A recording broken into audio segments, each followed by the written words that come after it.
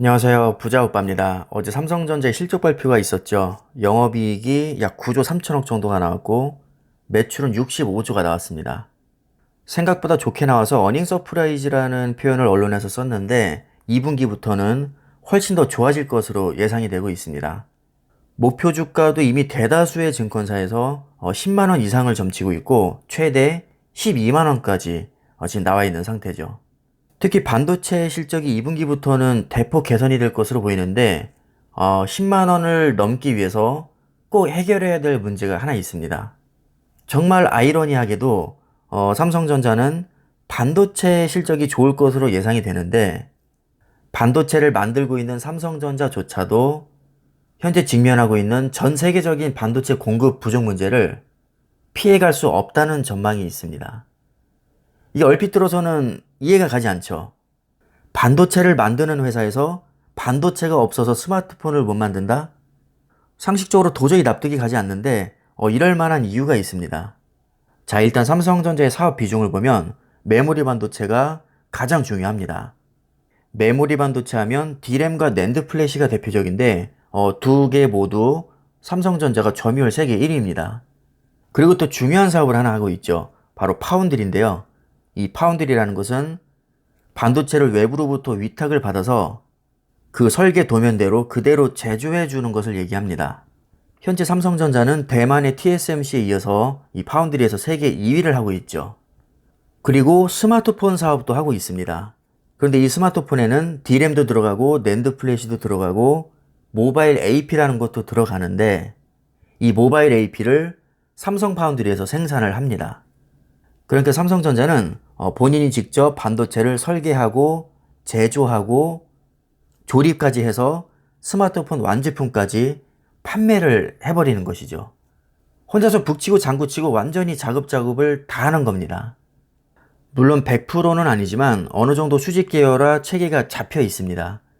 그래서 장점이 굉장히 많은데 그렇다고 해서 무조건 장점만 있는 것은 아니고요. 단점도 꽤 있긴 합니다. 뭐 예를 들면 반도체 설계와 생산을 다 하고 있으니까 고객과 경쟁 관계에 있어서 설계 사업을 하고 있는 기업들이 삼성전자 파운드리에 위탁하는 것을 꺼려 합니다. 왜냐하면 본인들의 설계도를 삼성전자에게 건네주게 되면 삼성전자 설계 역량이 강화가 될 수 있기 때문입니다. 아무래도 노하우 같은 것이 그대로 노출이 될 수 있겠죠. 그래서 설계 사업을 하지 않고 오로지 파운드리 사업만 하고 있는 TSMC에 비해서 좀 불리한 면이 있습니다. 스마트폰의 핵심 두뇌인 모바일 AP는 주로 5나노와 7나노에서 생산이 됩니다. 현재 5나노 반도체를 생산할 수 있는 기업은 삼성전자와 TSMC밖에 없기 때문에 스마트폰에 들어가는 고급 모바일 AP는 전부 다 이 두 기업을 통해서만 만들어집니다. 삼성에서도 물론 자체적으로 엑시노스 모바일 AP를 설계하고 생산까지 하지만 본인들 것만 만드는 게 아니거든요. 퀄컴의 스냅드래곤도 위탁을 받아서 삼성 파운드리에서 제조를 합니다. 어찌됐든 여기서 이런 의문이 들 수 있겠죠. 뭐 외부에서 위탁을 받아서 만들든 본인들이 설계한 것을 직접 만들든 삼성전자가 자체적으로 파운드리 사업을 하고 있기 때문에 반도체가 부족해서 제품을 못 만들 일은 없을 것 같습니다. 자, 하지만 TSMC와의 경쟁에서 살아남기 위해서는 외부 물량을 많이 받아야 됩니다. 현재 삼성전자 파운드리 물량의 거의 절반은 자체 물량입니다. 그러니까 본인이 설계한 것을 직접 제조한다는 얘기죠. 반면에 TSMC는 100% 외부 물량입니다. 앞으로 파운드리 시장이 너무나도 커질 것은 불을 보듯 뻔한데 외부 위탁을 소홀히 하고 본인들 물량에만 집중을 한다면 외부 고객들이 다 떨어져 나갈 수밖에 없을 겁니다. 자, 예를 들어서 우리가 숯불갈비집에 고기를 먹으러 갔는데 오늘은 우리 직원들 회식하고 있으니까 다음에 오라고 한다면 얼마나 황당하겠습니까? 기본적으로 식당이라는 것은 내가 어느 시간대에 가더라도 편하게 식사를 할 수 있는 준비가 되어 있어야 될 겁니다. 그런데 어느 날 갔더니 아예 식사가 안 된다고 하고 또 어느 날 갔더니 30분 기다리라고 하고 이렇게 나오면 당연히 그 식당에는 절대 가지 않을 겁니다. 기본적으로 음식점이라는 것은 손님을 받아서 이익을 창출하기 위해서 존재하는 것이지 손님을 후순위로 밀어놓고 자체적으로 끼니를 해결하기 위해서 만든 것은 아닐 겁니다. 물론 식당 주인이나 직원들도 식사를 당연히 해야 되지만 영업에 방해가 되지 않게, 겹치지 않게 식사를 해야겠죠. 지금 삼성전자 파운드리도 이것과 거의 비슷한 상황이라고 보시면 됩니다. 본인의 물량을 얼마든지 마음만 먹으면 비중을 높여서 만들 수도 있고, 스마트폰을 판매하는데 전혀 지장이 없을 정도로 반도체 물량을 확보할 수도 있을 겁니다. 하지만 자기 밥그릇만 챙기다 보면 당연히 고객들이 다 떨어져 나갈 것이고, 파운드리 사업은 망할 수밖에 없을 겁니다. 그래서 아무리 삼성전자에서 파운드리 사업을 하고 있다고 해도 본인들조차도 반도체 부족에 시달릴 수밖에 없는 것이고, 심지어 퀄컴의 스냅드래곤을 삼성 갤럭시 스마트폰에 탑재하기도 합니다. 엑시노스가 많이 개선됐다고는 하지만 솔직히 말씀드리면 아직까지는 퀄컴의 스냅드래곤에 밀리기 때문에 전략적으로 퀄컴 스냅드래곤 칩을 쓸 수밖에 없습니다. 작년에 삼성전자에서 갤럭시 S20에 엑시노스 칩을 탑재했다가 성능 구리다고 욕 겁나게 먹고 퀄컴 스냅드래곤 칩으로 다시 바꾼 적이 있습니다. 왜냐면 고객들이 보이콧 운동을 했었거든요. 왜 갤럭시 S 같은 최고급 폰에 성능이 구린 삼성의 엑시노스 칩이 들어가냐?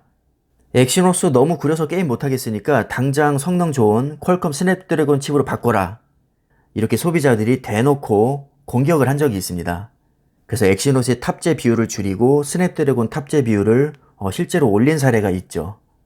이게 보통은 국가별로 수출을 할 때 뭐 어떤 스마트폰에는 삼성 엑시노스가 들어가고 또 어떤 스마트폰에는 퀄컴의 스냅드래곤이 들어가기도 합니다.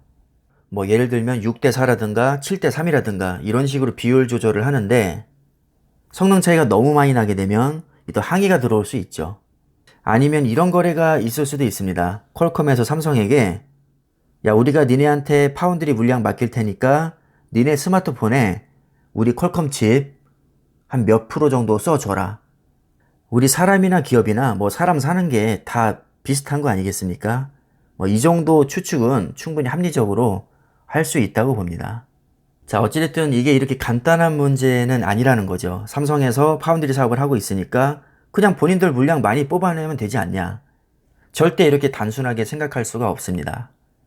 아주 많은 기업들과 복잡하게 거미줄처럼 얽혀있기 때문에 뭐 하나를 선택하더라도 쉽게 결정을 할 수가 없을 겁니다. 그래서 삼성전자가 10만 원을 넘기 위해서 다른 건 다 괜찮은데 이 반도체 부족 현상을 과연 어떻게 헤쳐나갈 수 있을지 저도 개인적으로 그 부분이 조금 걱정이 되긴 합니다. 결코 쉬운 문제는 아니겠지만 삼성전자에는 세계 최고의 인재들이 많이 모여있기 때문에 뭐 어련히 알아서 잘 해결하리라고 믿습니다. 연예인이랑 삼성전자 걱정은 하는 게 아니라고 하는데 그래도 이건 투자자로서 신경을 안 쓸 수는 없는 것 같습니다. 좀 더 정확히 말하면 걱정이라기보다는 당연히 잘 헤쳐나갈 거라고 믿지만 과연 이 상황을 어떻게 이렇게 헤쳐나갈까? 이게 궁금한 거죠.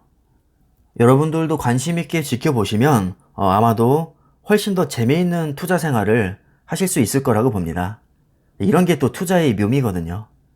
자, 그럼 오늘 영상은 여기까지 하겠습니다. 감사합니다.